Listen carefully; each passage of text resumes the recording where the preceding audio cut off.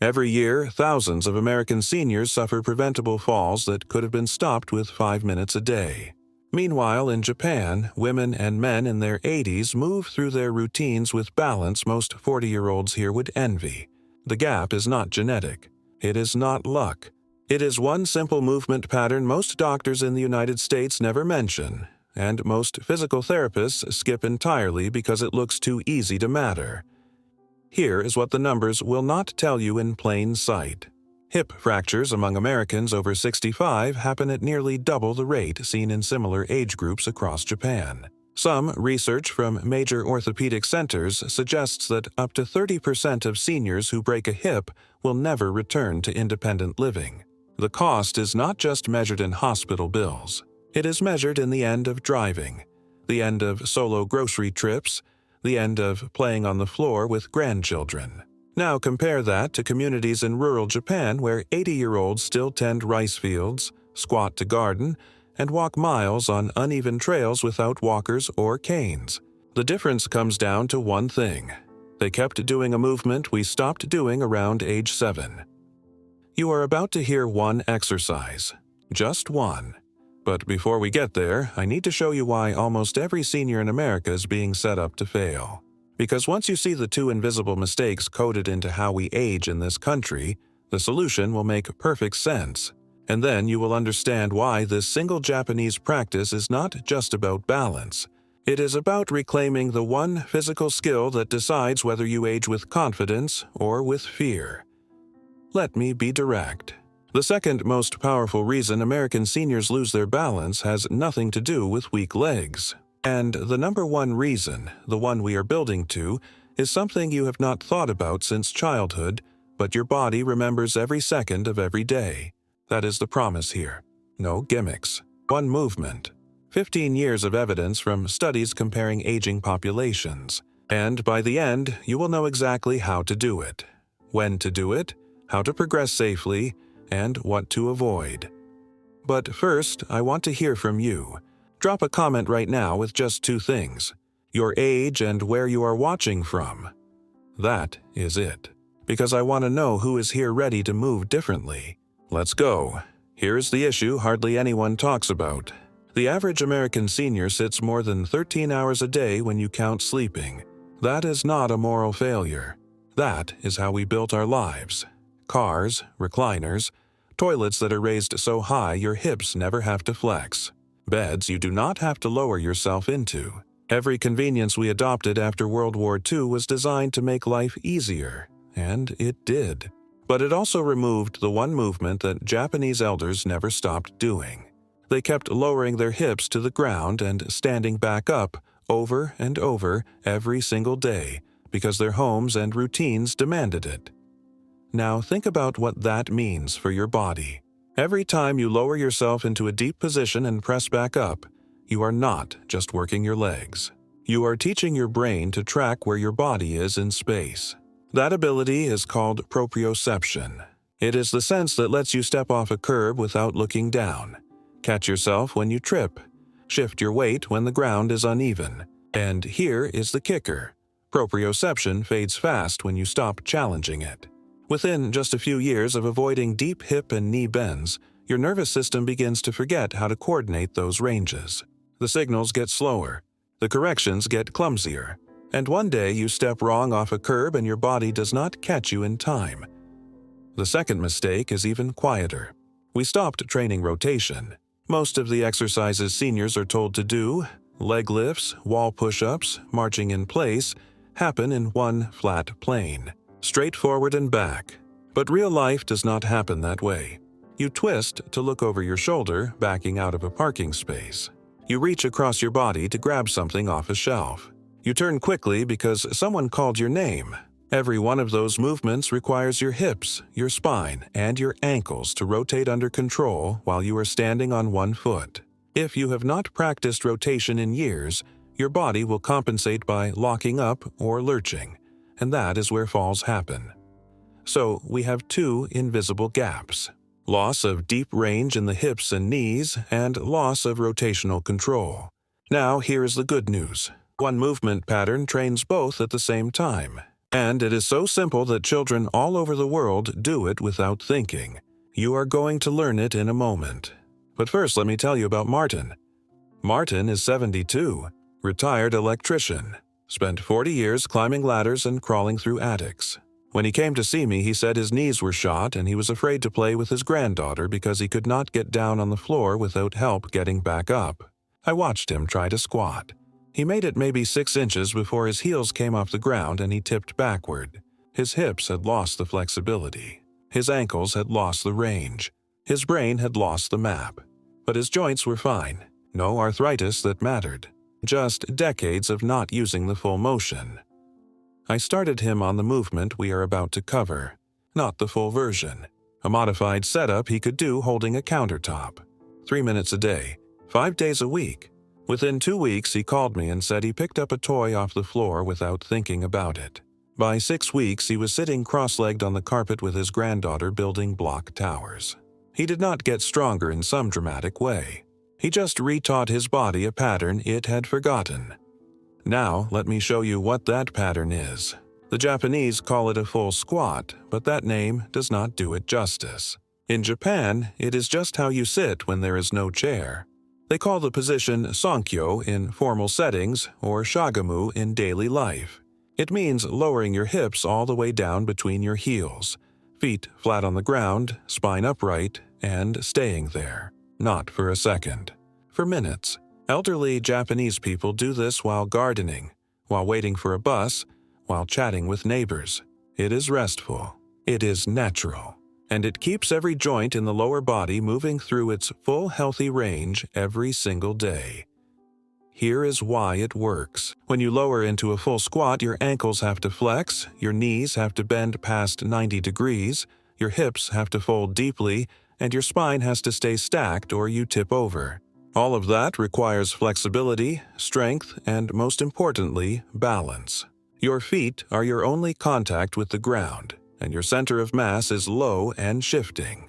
That means your brain has to fire thousands of tiny corrections every second to keep you stable. It is one of the most complete proprioceptive training tools that exists, and you do not need a gym or equipment or a trainer. You just need gravity and patience.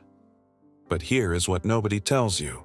Most American seniors cannot do a full squat on day 1, and that is fine. That is expected. Because you are not trying to force your body into a position it is not ready for. You are retraining a pattern, and retraining takes progression.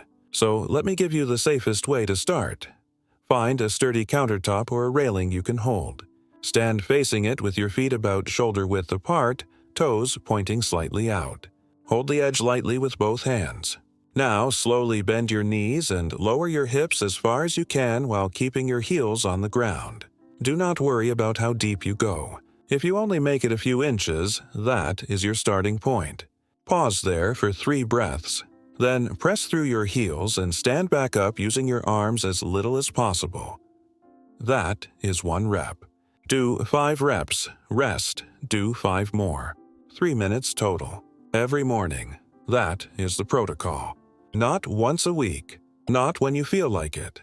Every single morning because your nervous system needs repetition to rebuild the pattern. Now, here is the progression. Every few days, try to go a little deeper. Maybe you add 1 more inch. Maybe you hold the bottom for 1 extra breath. Maybe you lighten your grip on the counter. The goal is not to rush. The goal is to teach your body that this range is safe. Within a few weeks, most people can lower down to where their thighs are parallel to the ground. Within a few months, many can do it without holding on. And some, like Martin, can sit in a full flat-footed squat and stay there while they tie a shoe or pet the dog. But let me give you the safety rules because this is not a game. Rule 1. If you feel sharp pain, stop. Muscle burn is fine. A pinch in the knee or a stab in the hip is not. Rule 2. Never let your knees cave inward. Press them slightly out in line with your toes. Rule 3. If your heels come off the ground, do not force it. That means your ankles are tight. You can work on ankle mobility separately by standing on a step and letting your heels drop below the level of your toes for 30 seconds a few times a day. Rule 4. Do this barefoot or in flat shoes. No cushioned sneakers. You need to feel the ground. And here's the part that surprises people. Once you can hold a squat for 20 or 30 seconds, you start to notice changes everywhere. Your knees hurt less going upstairs. Your hips feel looser getting in and out of the car. You do not wobble when you bend down to pick something up, because you have restored a foundational movement pattern that supports everything else you do. Now, let me connect this to the rotation piece I mentioned earlier. Once you are comfortable in the squat position, you can add a gentle twist. While you're down in the bottom of the squat, keep your feet flat and slowly rotate your torso to look over one shoulder. Hold for a breath. Come back to center. Rotate to the other side. That small addition trains your spine and hips to move independently while your base is stable, and that is exactly the skill you need to avoid falls when life throws you off balance. I worked with a woman named Donna, 68, former nurse. She told me she was terrified of ice because 2 winters ago she slipped in a parking lot and landed hard on her hip. No fracture, but the fear stayed. She started doing the squat progression in October. By January, she was squatting down to tie her boots, adding the rotation, and standing back up without holding anything.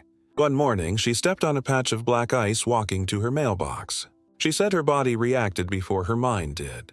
Her hips dropped, her arms went out, and she caught herself in a low, stable position instead of falling.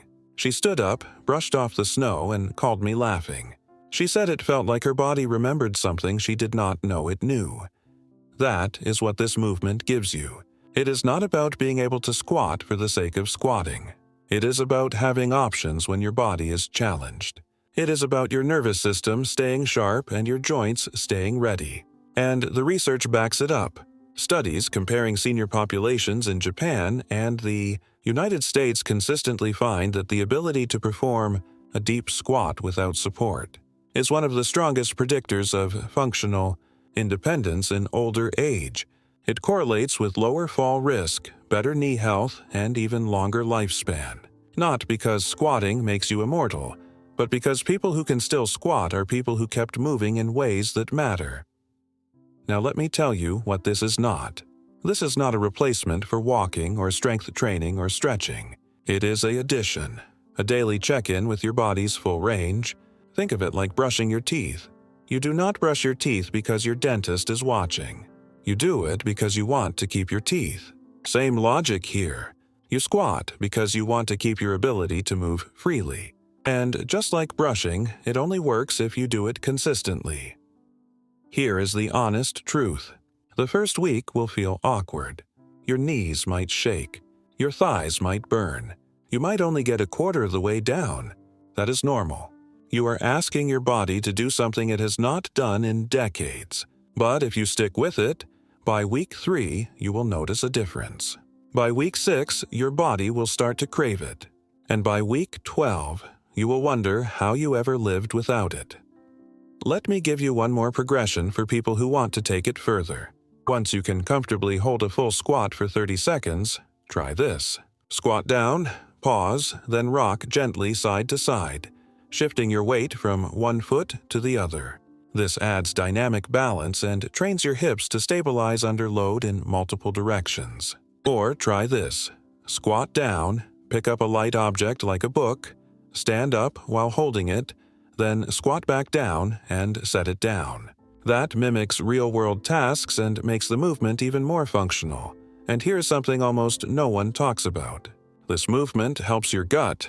When you squat deeply, your thighs compress your abdomen gently, which can support healthy digestion and elimination. There is a reason humans squatted to use the bathroom for thousands of years. That position aligns your colon in a way that makes everything easier. Modern toilets disrupted that. But spending a few minutes a day in a deep squat can help restore some of that benefit. Now I want to pause and ask you something. Have you tried to squat all the way down in the last year? Can you still do it, or has it been so long you are not sure? Drop a comment and let me know. I am curious how many people here have kept this movement alive and how many are realizing right now they have not done it since they were kids. All right, let's talk about what happens if you have knee pain or hip pain and you are worried this will make it worse. First, pain is a signal, not a sentence. If your knees hurt when you squat, it usually means one of three things. Your form is off, your range is too aggressive too soon, or there is an underlying issue that needs a professional to look at. But in most cases, pain during squatting comes from trying to go too deep too fast, or letting the knees collapse inward. That is why you start with the countertop progression and only go as deep as you can with good form. Here is what good form looks like. Your weight should be centered over the middle of your foot, not your toes. Your knees should track in the same direction as your toes, not caving in or bowing out. Your spine should be neutral, not rounded forward. And your heels should stay flat. If you can check all those boxes and you still have pain, then yes, talk to a physical therapist or a doctor. But for most people, slow controlled progression with good form will reduce knee pain over time, not increase it. Same with hips. If your hips are tight and squatting feels like you are jamming the joint, back off the depth and work on hip mobility separately. Lie on your back, pull one knee toward your chest, then gently rotate the knee in circles. Do that for a minute on each side every day. That will open up the hip capsule and make squatting easier. You can also sit on the edge of a chair and practice leaning forward with a flat back, letting your hips hinge. That teaches the hip flexion pattern without load. The point is, you meet your body where it is. You do not force. You do not ignore pain. But you also do not let fear of pain keep you from trying, because the cost of not moving is always higher than the cost of moving carefully. Let me tell you about Raymond, 74, retired mechanic. Loved working on old cars, but his knees hurt so much he stopped going into the garage. He said crouching down to check under a car was impossible. I had him start with the countertop squat, only going down a few inches. He did it every morning for 3 weeks. Then one Saturday he was out in the garage and without thinking he crouched down next to a wheel well to inspect something. He stayed there for 2 minutes. When he stood up he realized what he had just done. He called me that afternoon. He said it was not that his knees did not hurt at all. They did a little, but the pain was manageable and his body felt stable. That is the win. Not zero pain, but enough function that life opens back up. Now, here is something interesting. This movement also affects your mindset. There is something primal about being able to lower yourself to the ground and get back up without help.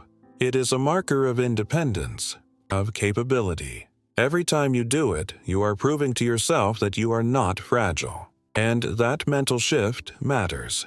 A lot of fear around aging comes from the belief that your body is broken and getting worse. But when you retrain a movement you thought was gone, it flips the script. You start to see your body as adaptable, not deteriorating. I have seen people cry the first time they squat all the way down after years of thinking they could not. It is not just about the squat. It is about realizing they have more control than they thought, that they can still learn, that their body will meet them halfway if they show up consistently. And that is the real lesson here. Aging is not a slow decline you accept. It is a process you navigate. Yes, things change. Yes, you have to adapt. But adaptation is not the same as giving up. Adaptation is finding the version of the movement that works for you today and building from there. The squat is just one example. But it is a powerful one because it touches so many systems at once: balance, flexibility, strength, coordination, confidence. Here is my challenge to you.